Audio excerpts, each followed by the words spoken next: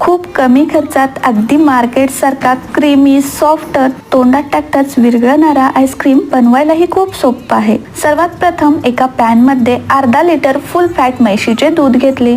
दुधाला हलकीशी उकळी आली की यामध्ये 8 ते 10 चम्मच साखर ऍड केली। साखर ऍड केल्यानंतर 2 मिनिटं दूध चांगलं उकळून घेतलं आणि दुसऱ्या बाउल मध्ये अर्धा कप दूध घेतले। यामध्ये 2 चमचे मिल्क पावडर, 2 चमचे कॉर्नफ्लॉवर ऍड केलं आणि चांगलं मिक्स करून या पॅन मधील उकळत्या दुधामध्ये ऍड केलं आणि थोडंसं घट्ट झालं की हे दूध एका डब्यामध्ये घालून 1 तासासाठी फ्रीज मध्ये ठेवून देऊ। त्यानंतर 1 कप व्हिप क्रीम बीटरने फेटून घेतली। यामध्ये 1 तास थंड केलेले दुधाचे बॅटर ऍड केले, 1 चमचा व्हॅनिला एसेन्स ऍड केला आणि परत थोडंसं फेटून घेतलं। आता हे तयार क्रीमी व्हॅनिला आईस्क्रीमचे बॅटर एका डब्यामध्ये भरून घेऊ। यावरती फॉइल पेपर लावून टोपण लावून 8 ते 10 तासासाठी फ्रीजरला ठेवू आणि क्रीमी परफेक्ट व्हॅनिला आईस्क्रीमची रेसिपी पाहण्यासाठी स्क्रीनवर आलेल्या त्रिकोणी बटनावर क्लिक करा।